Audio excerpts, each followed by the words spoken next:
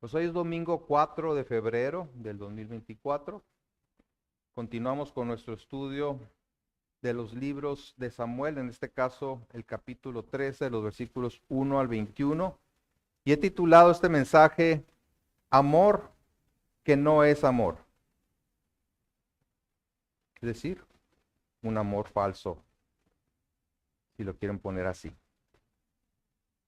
Vamos al pasaje ahí en el segundo libro de Samuel, capítulo 13. Y leemos desde el versículo 1, y se aconteció después de esto, que teniendo Absalón, hijo de David, una hermana hermosa que se llamaba Tamar, se enamoró de ella Amnón, hijo de David.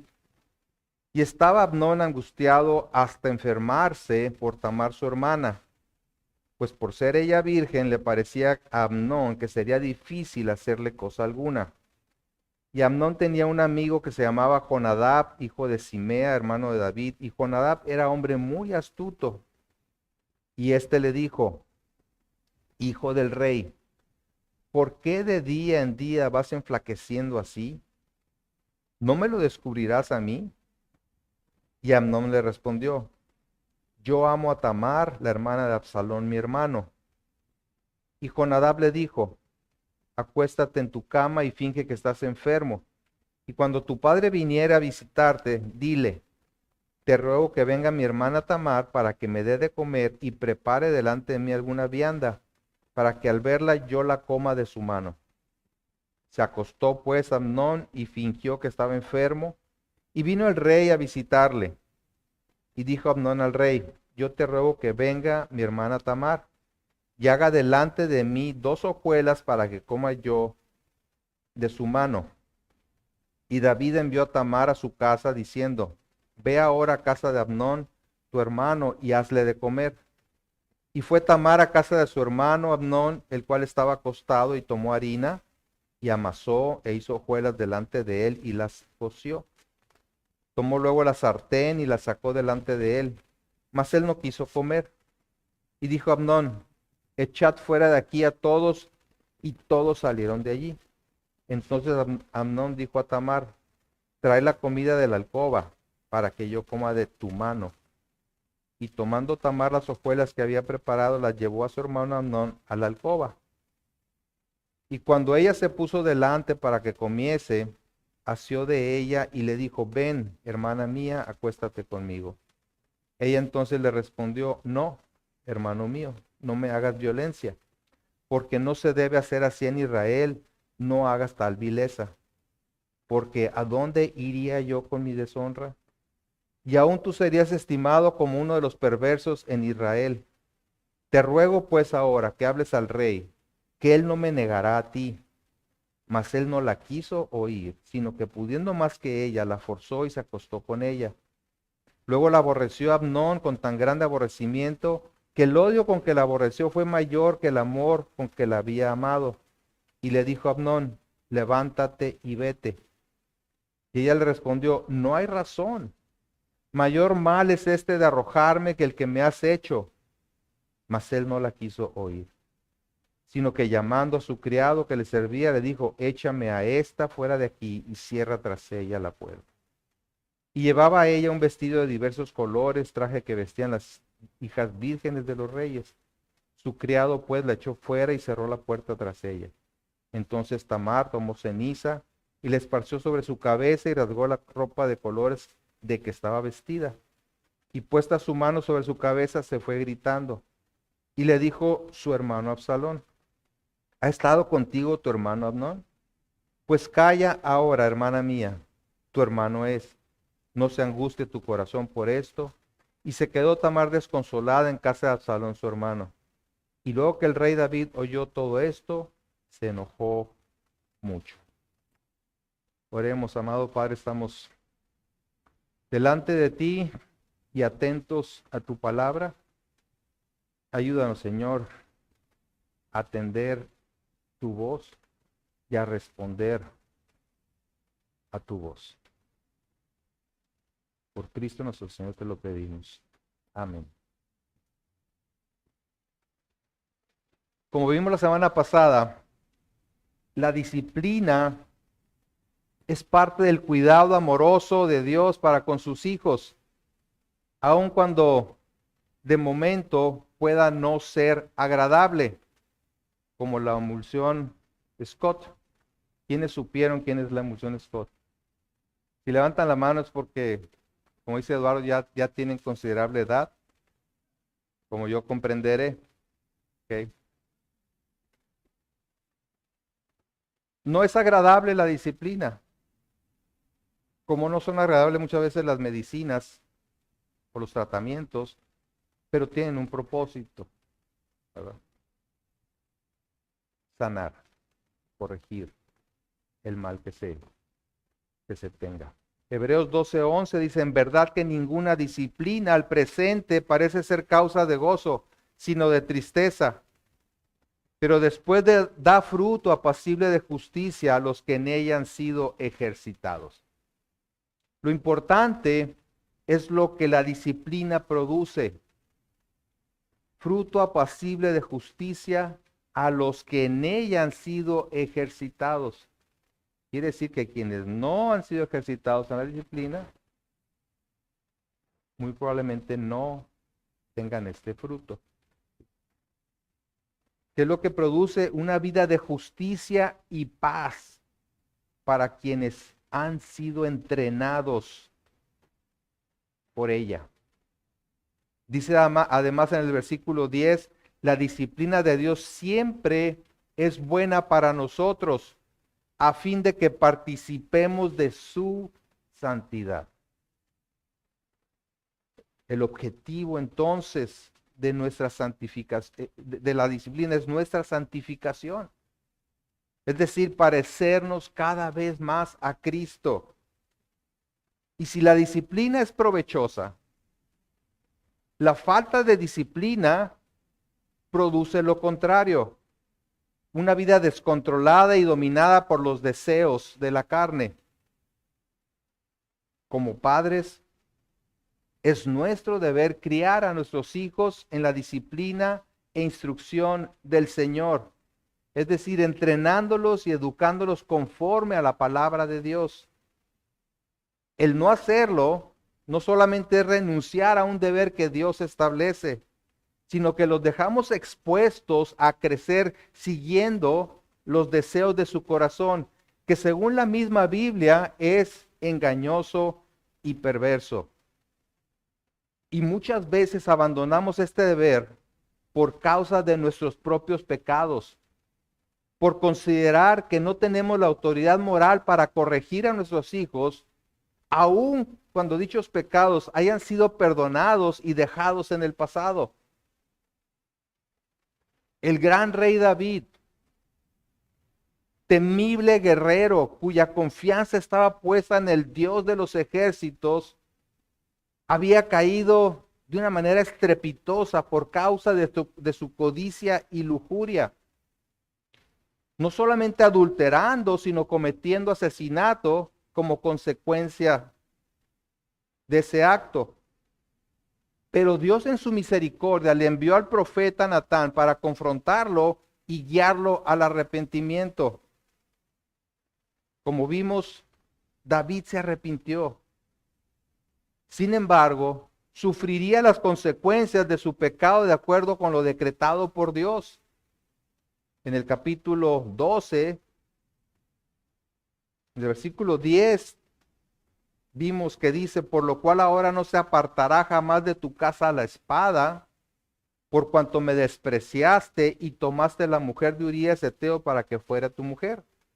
Así ha dicho Jehová, he aquí yo haré levantar el mal sobre ti de tu misma casa y tomaré tus mujeres delante de tus ojos y las daré a tu prójimo, el cual yacerá con tus mujeres a la vista del sol. Porque tú lo hiciste en secreto, mas yo haré esto delante de todo Israel y pleno sol. Y esto es lo que vemos en el desenlace de la historia de David. Una serie de eventos terribles que involucran crímenes e intrigas dentro de la familia real. Y si bien es cierto que este trágico desenlace era parte de los juicios decretados al rey David como consecuencia de su pecado, y que cada uno de sus hijos actuó bajo su propia responsabilidad y pecaminosidad, también es cierto que David mismo fue muy complaciente con sus hijos, posiblemente por considerar que no tenía la autoridad moral para corregirlos y castigarlos. Hay varias lecciones en esta historia. Y espero que cada uno de nosotros tomemos nota de las advertencias que Dios nos da para no dar lugar al pecado en nuestra vida, haciéndonos con firmeza de las verdades y promesas que Dios nos ha dado. El primero de estos terribles casos es uno sumamente triste, en el que Amnón, el hijo mayor, el primogénito de David, viola a su media hermana Tamar, hermana de Absalón. En la Biblia, los hijos de un mismo padre, aunque sean de diferentes mujeres, se les llama hermanos.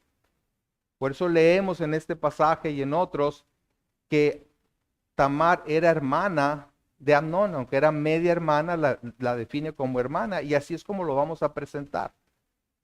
Sabemos pues que ella era hermana de Absalón, de padre y madre, pero media hermana de Amnón, porque su padre era David. Vemos en este relato el mismo patrón que siguió David en el caso del adulterio con Betsabé. ¿Se acuerdan?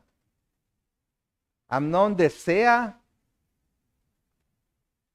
en este caso, a su hermana, sabiendo que esa relación estaba prohibida. Al igual que David sabía que el tener alguna relación con alguien más, en este caso Betsabé, era algo prohibido. Pero a Amnón no le importó eso, sino que hizo todo lo necesario para obtener lo que quería.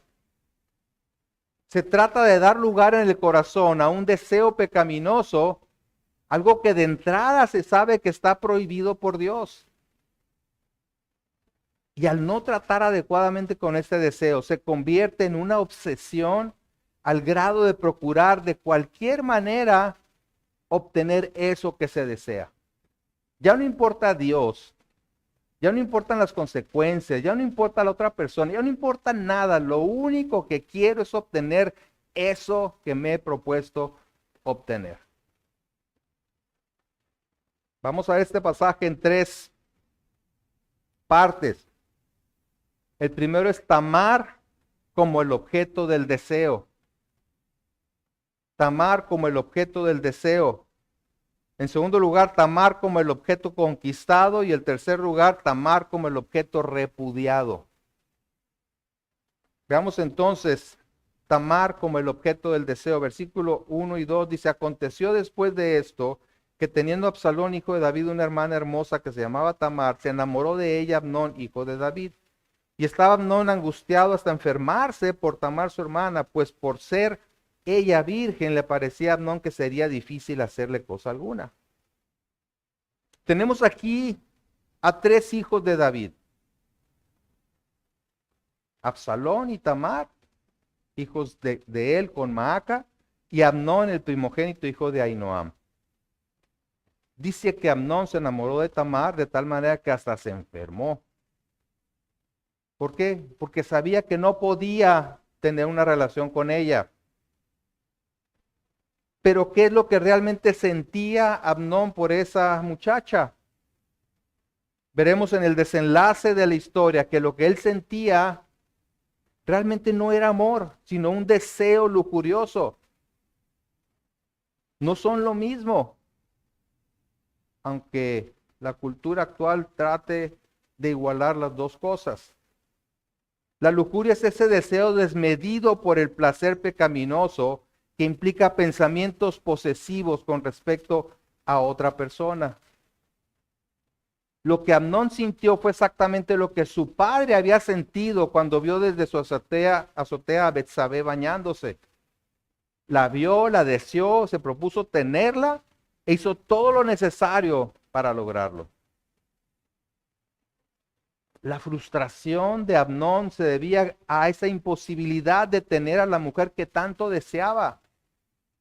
principalmente porque la ley de Dios prohibía las relaciones entre hermanos, incluyendo a los medios hermanos. En Deuteronomio 27:22 dice, maldito el que se acostare con su hermana, hija de su padre o hija de su madre, y dirá todo el pueblo, amén. Hasta aquí no pasaba de que Amnón estuviera sufriendo por no tener eso que tanto deseaba. Pero no contaba con la astucia de aquel que como león rugiente anda alrededor buscando a quien devorar. Es así como entra en escena Jonadab, el amigo, y lo digo entre comillas, aunque la Biblia no lo pone entre comillas, ahorita van a ver por qué, el amigo de Amnón, quien lo apoya para conseguir lo que tanto deseaba. Versículos 3 y 4 dice, y Amnón tenía un amigo que se llamaba Jonadab, hijo de Simea, hermano de David, y Jonadab era hombre muy astuto. Y este le dijo, hijo del rey, ¿por qué de día en día vas enflaqueciendo así? ¿No me lo descubrirás a mí? Y Amnón le respondió, yo amo a Tamar, la hermana de Absalón, mi hermano. La obsesión de Amnón por Tamar lo sumió en una especie de depresión que era físicamente notable. ¿Qué es la depresión? Es precisamente una respuesta de desesperanza, una respuesta de frustración ante lo que se espera de la vida. A veces las razones por las que alguien cae en depresión se podrían considerar justas, entendibles, pero en otras ocasiones se trata de la imposibilidad de no tener o no obtener lo que uno desea, o no poder controlar las circunstancias. Se sale algo del control de mis planes y caigo deprimido, ¿verdad? ¿Por qué? Porque no tengo manera de controlar eso. Es una manera de percibir la vida que está enraizada en una extremada preocupación por uno mismo, en la autocompasión y los deseos frustrados de placer y preservación. Ay, pobrecito de mí. Jonadab se da cuenta de la condición de Amnón. Era físicamente ya notable su depresión, su obsesión. Dice que Jonadab era un hombre muy astuto, pero en el sentido de ser muy hábil para conseguir lo que se proponía. Y es la misma descripción que se da de la serpiente en Génesis 3:1. Dice, pero la serpiente era astuta, más que todos los animales del campo que Jehová Dios había hecho, la cual dijo a la mujer, ¿con qué Dios os ha dicho? ¿No comáis de todo árbol del huerto? Ese es el tipo de astucia de Jonadab. Entonces decide ayudarlo, ayudar a su amigo. Aquí el asunto es qué clase de ayuda le va a brindar. Y cómo esa ayuda demuestra si realmente era alguien que lo amaba o no lo amaba, que era su amigo o realmente no era su amigo. Si Jonadab era realmente un buen amigo, trataría de exhortarlo para que reconociera su obsesión como pecado y se volviera a Dios. Vayan a Proverbios 5, versículo 20.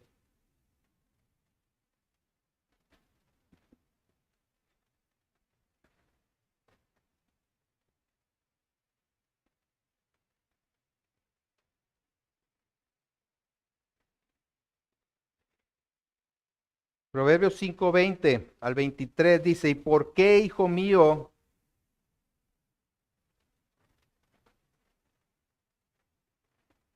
De nuevo, ¿y por qué, hijo mío, andarás ciego con la mujer ajena y abrazarás el seno de la extraña? porque los caminos del hombre están ante los ojos de Jehová, y él considera todas sus veredas. Prenderán al impío sus propias iniquidades, y retenido será con las cuerdas de su pecado. Él morirá por falta de corrección, y errará por lo inmenso de su locura. Quizás Jonadab debió haberlo llevado a este pasaje. Mira,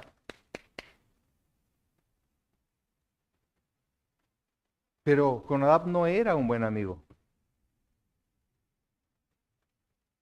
sino un oportunista que solo pensaba en quedar bien con el hijo del rey. Vean cómo le dice, hijo del rey, que además era el candidato para suceder a David en el trono por ser el hijo mayor. Entonces, de tonto no tenía nada con Adán, ¿verdad?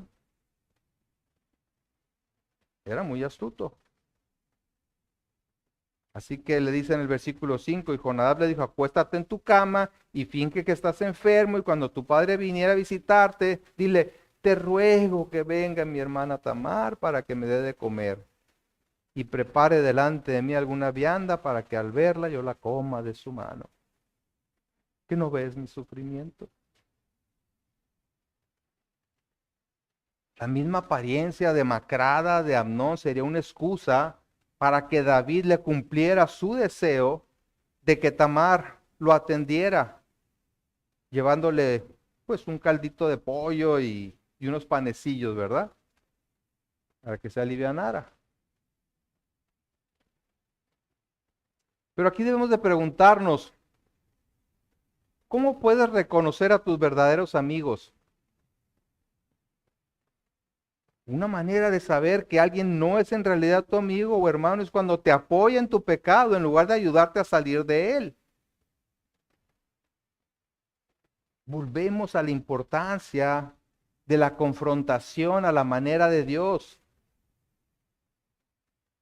Gálatas 6:1 dice, hermanos, si alguno fuere sorprendido en alguna falta, vosotros que sois espirituales, restauradle con espíritu de mansedumbre. ¿Qué es lo que hace un hermano? ¿Qué es lo que hace un amigo? Si ve a alguien que está pecando o está caminando peligrosamente hacia el pecado, lo llama y le dice, oye, no está bien esto. Te ayudo a orar, vamos por consejería, lo que tú quieras, pero no está bien. Así es que esposo, esposa, hermano en la fe, si ves que esa persona cercana a ti está acercándose demasiado al precipicio, dale la mano para sostenerla y evitar que siga deslizándose. Pero no para caer y de paso tú también caigas. Dice en Proverbios 17:17, en todo tiempo ama el amigo y es como un hermano en tiempo de angustia. Pero amar al hermano no es lo que está haciendo Jonadab. Eso es lo contrario. Es empujarlo más en el camino del pecado. Jonadab pudo ver que Amnón estaba sufriendo y se compadeció de él. Pobrecito. Pobrecito. Y en lugar de ayudarlo a salir de su depresión, ¿qué hace? Pues le presenta un plan para que logre eso que quería. Y por su parte, Amnón aprovechó su aparente debilidad física para atraer la atención y la compasión del rey y también de su hermana. Así que el plan para obtener lo que deseaba se llevaba a cabo. El deseo se ha manifestado. Ahora hay que ver cómo obtenerlo. Ya hay una fijación en la mente. Tengo que tener eso. Vemos en segundo lugar entonces a Tamar como el objeto conquistado. Versículo 6 dice, se acostó pues Amnón y fingió que estaba enfermo y vino al rey a visitarle. Y dijo Amnón al rey, yo te ruego que venga mi hermana Tamar y haga delante de mí 2 hojuelas para que coma yo de su mano. Y David envió a Tamar a su casa diciendo, ve ahora a casa de Amnón tu hermano y hazle de comer. Y fue Tamar a casa de su hermano Amnón, el cual estaba acostado, y tomó harina y amasó e hizo hojuelas delante de él y las coció. Tomó luego la sartén y la sacó delante de él, mas él no quiso comer. Y dijo Amnón, echad fuera de aquí a todos. Y todos salieron de allí. Entonces Amnón dijo a Tamar, trae la comida a la alcoba para que yo coma de tu mano. Y tomando Tamar las hojuelas que había preparado, las llevó a su hermano Amnón a la alcoba. Y cuando ella se las puso delante para que comiese, asió de ella y le dijo, ven, hermana mía, acuéstate conmigo. El cobarde plan resultó tal como Jonadab lo había planeado. Cuando Tamar le presentó la comida al enfermito, este se negó a comer y ordenó que todos los demás salieran de la casa para quedarse solo con ella. Y es evidente que Tamar actuaba con plena confianza en su hermano. Ella hizo lo que su padre le pidió y demostró además un cuidado fraternal por Amnón.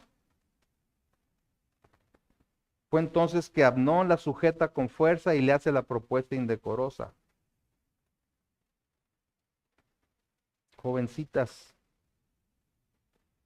y no tan jovencitas, no actúen con tanta inocencia ante las propuestas de los galanes que las pretendan. No se crean todas las promesas que les hagan. Pero tampoco se confíen en sus propias fuerzas. No, si yo puedo andar con esta persona y yo me sé cuidar.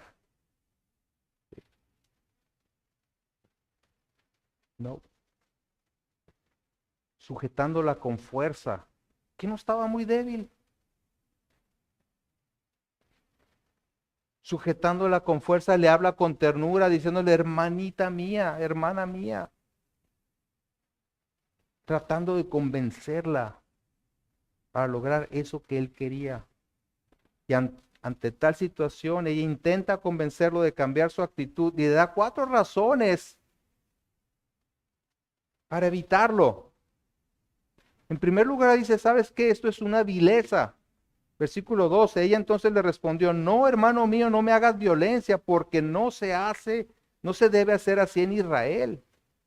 No hagas tal vileza o infamia. Básicamente le dice que para los israelitas, para el pueblo de Dios, este tipo de actos está prohibido por la ley de Dios. Pero qué ironía, ¿verdad? Porque es precisamente lo que el mismísimo rey de Israel y padre de ellos había hecho. Y aquí el problema del mal ejemplo, particularmente de los padres y los líderes. Pero además de ser algo vil, le presenta las siguientes razones. Versículo 13, porque ¿a dónde iría yo con mi deshonra? Y aún tú serías estimado como uno de los perversos en Israel. Te ruego pues ahora que hables al rey porque que él no me negará a ti. Entonces, en segundo lugar le dice, me condenarías a ser despreciada. No se hace esto en Israel. Me condenarías a ser despreciada. Prácticamente quedaría sentenciada a vivir con la marca de una mujerzuela, rechazada. Pero a Amnón solo le importaba su satisfacción y no la vida de su hermana. ¿Realmente la amaba? En tercer lugar, le dice, tú mismo serías condenado, considerado un perverso. Esto también le podía afectar a sus aspiraciones al trono, pues era el primogénito de David. Y en cuarto lugar, dice, es mejor hacer las cosas con el consentimiento del rey. No sabemos si ella le dijo esto solo para evitar que siguiera adelante o porque creía que en realidad sí se pudieran casar. Pues aun cuando la ley mosaica prohibía la unión entre hermanos o medios hermanos, existían algunos precedentes, como el caso de Abraham casándose con su media hermana Sara. Tengamos en cuenta que no porque se llevaran a cabo ciertas prácticas, ¿verdad? En ese contexto de Israel, no porque se llevaran a cabo ciertas prácticas como la poligamia, lo hemos hablado aquí, eso significa que Dios aprobara eso. Precisamente este acontecimiento es parte de las consecuencias del hecho de que David tuviera varias esposas y concubinas. Era un relajo, era una situación terrible. Pero ni los ruegos ni razonamientos de Tamar impidieron que Amnón cumpliera su deseo. Era un verdadero necio. Estaba obsesionado. En Proverbios 23:9 dice, no hables a oídos del necio porque menospreciará la prudencia de tus razones. Y esa era la actitud de él ante el razonamiento de Tamar. Por más que le dijera a ella, le diera razones, él era un necio que estaba cerrado, menospreciando la prudencia de las razones de ella. A tal grado había llegado su obsesión que no escuchó razón alguna y utilizando su superioridad física, forzó a Tamar. Versículo 14, mas él no la quiso oír, sino que pudiendo más que ella, la forzó y se acostó con ella. Entonces, ¿cuáles eran los verdaderos sentimientos de Amnón hacia la mujer que decía amar de locura? Estos salen a relucir no solo en el hecho de haberla forzado, sino en lo que hace después de haberla forzado. Y eso nos lleva al tercer punto, que es Tamar como el objeto repudiado. Tamar como el objeto repudiado. Esta parte trata del engaño del pecado, que como decía el pastor Rodolfo la semana pasada, viene finamente empaquetado, atractivo, pero es completamente engañoso. Cuando el deseo es pecaminoso, no basta con obtener eso que deseamos, porque eventualmente nos daremos cuenta de que no satisface una necesidad real. Versículo 15 dice, luego la aborreció Amnón con tan grande aborrecimiento que el odio con que la aborreció fue mayor que el amor con que la había amado. Y le dijo a Amnón, levántate y vete. Y ella le respondió, no hay razón mayor mal es este de arrojarme que el que me has hecho, mas él no la quiso oír, sino que llamando a su criado que le servía, le dijo, échame a esta fuera de aquí y cierra tras ella la puerta. Y llevaba a ella un vestido de diversos colores, traje que vestían las hijas vírgenes de los reyes. Su criado pues la echó fuera y cerró la puerta tras ella. Insisto, ¿que no se supone que la amaba? Aquí vemos claramente que el sentimiento de Amnón por Tamar no era un amor verdadero, sino la satisfacción de sus propios deseos carnales. Una vez que logró lo que quería, ya no le interesó la vida de Tamar, prefiriendo echarla fuera como un trapo sucio, sometiéndola a la vergüenza pública. A la pasión le siguió la repulsión. Ya ni siquiera se refiere a ella como su hermana. Échame a esta fuera de aquí. Algunas traducciones incluyen la palabra mujer, no está en el original. A ese grado había llegado. Es un objeto. Échala para afuera y cierra la puerta.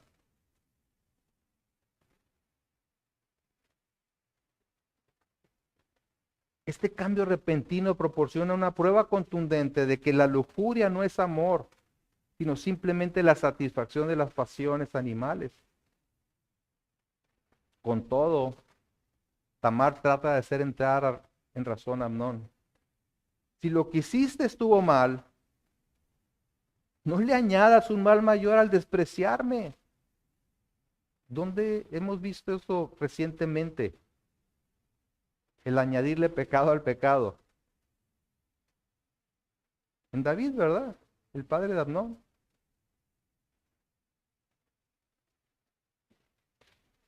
Tratando de ocultar su adulterio mediante el asesinato de Urías, el esposo. Así es que desconsolada,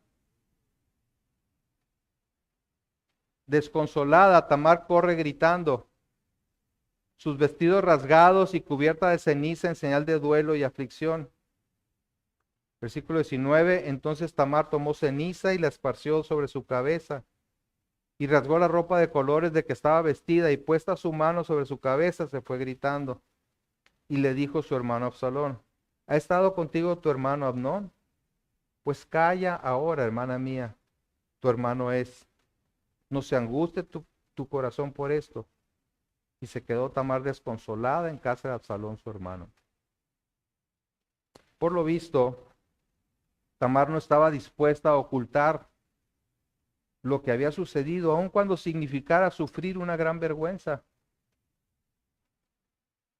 Su hermano Absalón se da cuenta de la situación y trata de tranquilizar a su hermana diciéndole que había sido su hermano el que llevó a cabo tan terrible acto, que no fue alguien desconocido. Todo queda entre familia. Pero en realidad, como veremos más adelante, Absalón estaba sumamente molesto, solo que ocultó esa molestia, esa ira, y desde ese momento pensó en vengarse de Amnón. Así es que Tamar permaneció desconsolada en la casa de su hermano, con el gozo de su vida irremediablemente destruido. Y la pregunta es, ¿qué pasará cuando el padre de la muchacha, el rey David, se entere de la tragedia? Hasta ahorita es nada más el hermano. Pero David tenía que enterarse.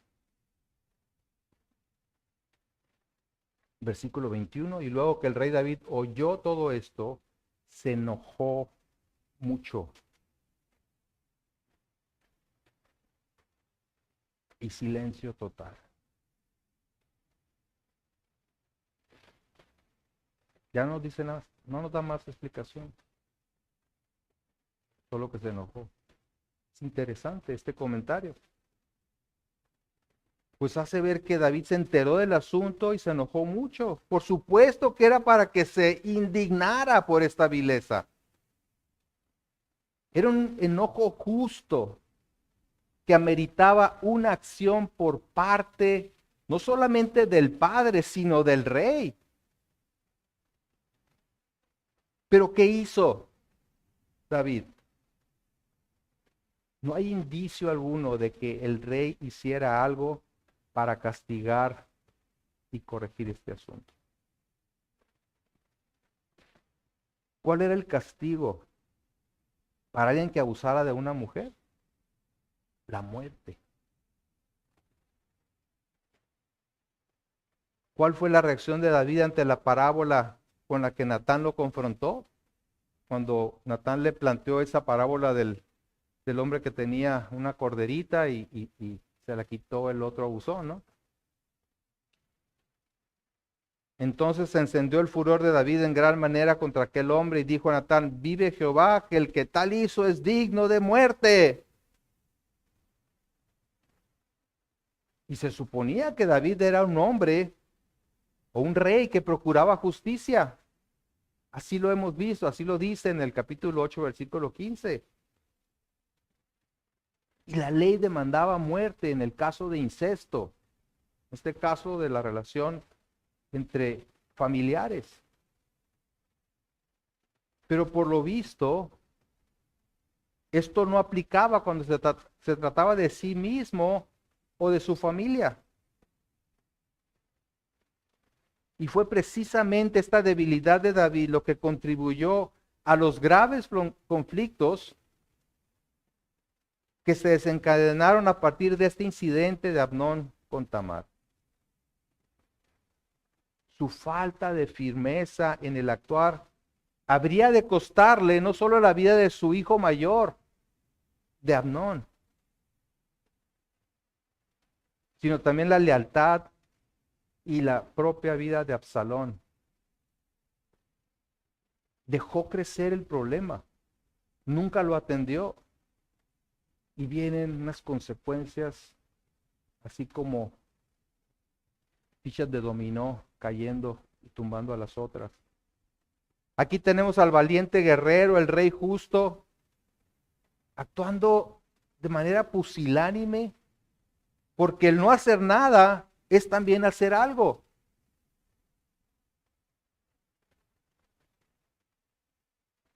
David muestra una terrible condescendencia hacia su hijo mayor. Y parece que la lección que Natán le dio al rey le sirvió para él. Él se vio confrontado, él se arrepintió. Pero no le sirvió para ejercer la disciplina como rey y mucho menos como padre.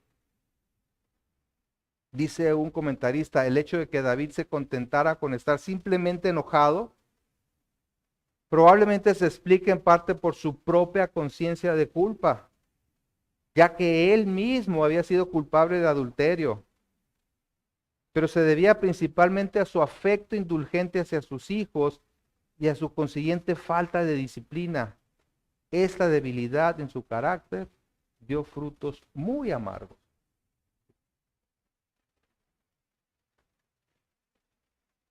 Ahora es cierto que todo esto era parte de los juicios decretados al rey David como consecuencia de su pecado. Dios le dijo, van a venir estas consecuencias a tu vida. Pero eso no quita la responsabilidad tanto de sus acciones como la de sus hijos. David cargaría con ese castigo divino por el resto de su vida. Sin embargo, habiendo pedido perdón a Dios y sabiéndose perdonado, debía continuar adelante con la firme determinación de obedecer al Señor y dejar a un lado su indulgencia y falta de disciplina. El mal ejemplo del pasado ahí estaba, no se lo podía quitar. Pero ahora tenía la oportunidad de dar testimonio de la obra transformadora de Dios cuando uno se arrepiente y recibe por la fe el perdón y las fuerzas para vivir de manera distinta. Sí lo hice, sí reconozco que fue pecado, pero reconozco que Dios en su misericordia me perdonó, me salvó, me dio una nueva oportunidad y ahora van a ser distintas las cosas. Él mismo lo expresa de una bella manera en el famoso Salmo 51. Vamos al Salmo 51.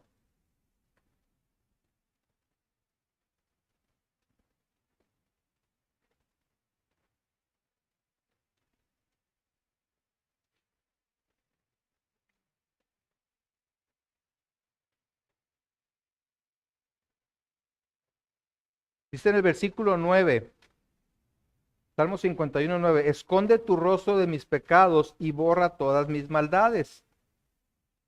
Crea en mí, oh Dios, un corazón limpio y renueva un espíritu recto dentro de mí.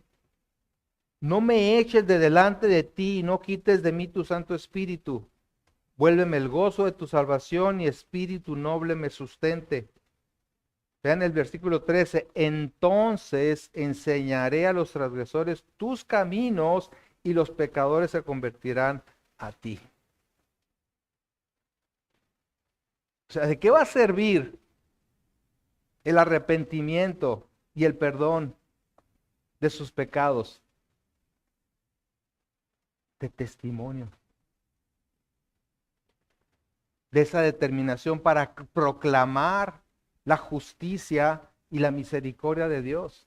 Entonces, dice, enseñaré a los transgresores tus caminos. Hay una responsabilidad ahí que él estaba dejando por un lado. Lo dice en su salmo. Y la idea es no dejar que la culpa por los pecados pasados nos incapacite para nuestra vida actual. Dice en Colosenses 2, versículo 13, y a vosotros estando muertos en pecados y en la incircuncisión de nuestra carne, nos dio vida juntamente con él, perdonándonos todos los pecados, anulando el acta de los decretos que había contra nosotros, que nos era contraria, y quitándola del medio y clavándola en la cruz. ¿Sí? Esa es la realidad de aquel que ha puesto su fe en Jesucristo. Porque estaba muerto en pecados y recibió nueva vida a través del perdón de sus pecados por medio de la muerte vicaria de Cristo. Y en Romanos 8:1 dice, ahora pues ninguna condenación hay para los que están en Cristo Jesús, los que no andan conforme a la carne, sino conforme al Espíritu. ¿A qué nos lleva? Entender nuestra salvación, la obra de Cristo por nosotros, a ya no vivir en la carne, sino vivir en el Espíritu. Y eso nos ayuda a ya no vivir en condenación. Ninguna condenación hay para los que están en Cristo Jesús. Y qué importante es actuar sin el peso de la culpa de los pecados pasados, viviendo en la libertad con la que Cristo nos hizo libres para hacer lo que es agradable a Dios y dar testimonio de su poder transformador. No quedarnos tirados ahí por el resto de la vida.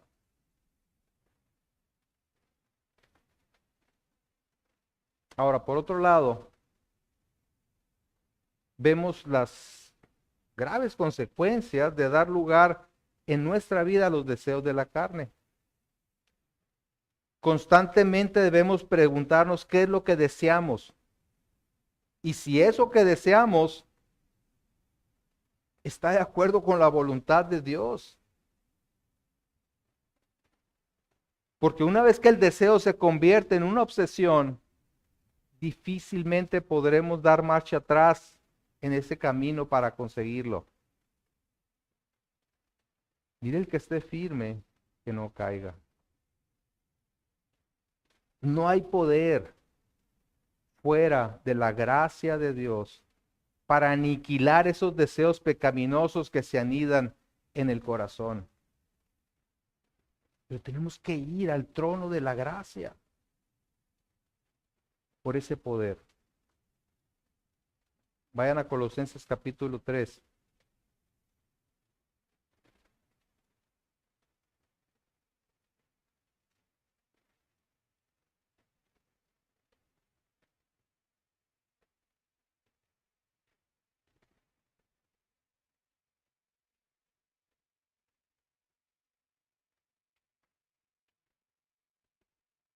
En el versículo 5, capítulo 3, versículo 5 de Colosenses, dice, hacer morir pues lo terrenal en vosotros.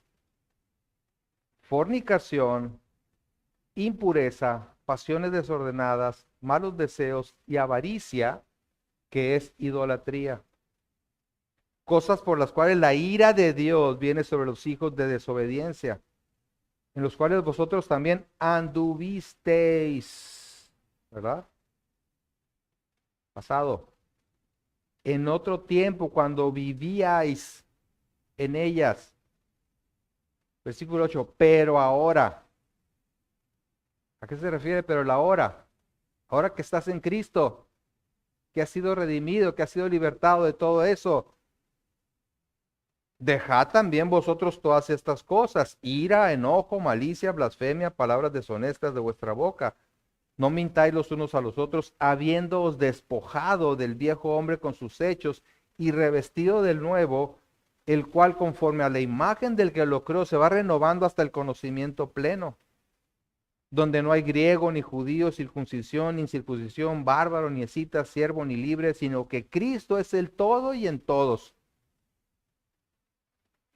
Versículo 12. Vestíos pues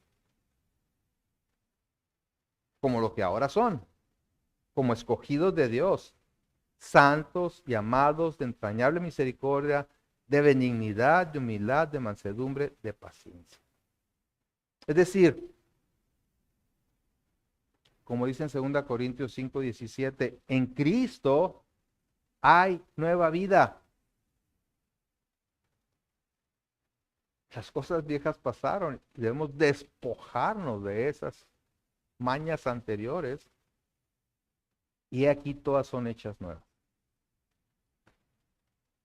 Ahora vivimos de una manera distinta. Otra cosa importante que hemos visto, ¿a quién escuchamos? ¿Qué tipo de consejo es al que prestamos atención? ¿Al que nos dice lo que nos conviene en el momento? ¿Al que nos alienta a continuar en el pecado? ¿O al que nos confronta y exhorta a cambiar de rumbo? Amnón tenía un amigo, insisto, entre comillas, que lo ayudó. Pero lo ayudó a irse al precipicio. No llames amigo al que no te estorbe en tu pecado. No lo consideres hermano porque en realidad no te ama y no te ayuda conforme a la palabra de Dios. Hebreos 3:12 dice, mirad hermanos que no haya ninguno de vosotros corazón malo de incredulidad para apartarse del Dios vivo. Antes exhortados los unos a los otros cada día, entre tanto que se dice hoy, para que ninguno de vosotros se endurezca por el engaño del pecado. Exhórtense, dice, unos a otros, para que no caigan en el endurecimiento que el pecado causa. ¿Cuándo? Hoy. Hoy. Amnón se endureció por el engaño del pecado, por desear algo que no debía tener. Desde el principio sabía que no lo podía tener. Y eso desencadenó no solamente su propia muerte, sino también una serie de eventos desafortunados que continuaremos exponiendo en las próximas semanas. Trágicos. Tomemos nota. Y acudamos al trono de la gracia, porque ahí podemos alcanzar misericordia y gracia para la ayuda oportuna. Dios nos extiende sus medios de gracia. Su palabra, su iglesia, la iglesia local, la familia, pero sobre todo el Espíritu Santo para ayudarnos a caminar como es digno del llamado que nos ha hecho. Si somos de Cristo, andemos como Cristo, quien nos ha librado de la potestad de las tinieblas y trasladado al reino de luz, para que vivamos conforme a la voluntad de Dios. Vamos a participar de la Cena del Señor como primer domingo del mes. Y al hacerlo, es importante que tengamos en cuenta esto, que si hemos puesto nuestra confianza en Jesucristo como nuestro Salvador y nos hemos sometido a Él como Señor, ha sido únicamente por su gracia, porque Él le ha placido darnos ese regalo de la salvación. Y cuando participamos de la Cena del Señor, eso es lo que estamos recordando, hacemos memoria de esa realidad, pero hacemos memoria no para seguir adelante con nuestra vida como si nada pasara, ya pasó, ok. No, sino para considerar nuestra vida, cómo estamos viviendo a la luz de lo que decimos creer. Y si tú no has creído en Jesucristo como tu Salvador y Señor, hoy es el día que te arrepientas y vayas a Él y clames a Él por el perdón de tus pecados para vida eterna.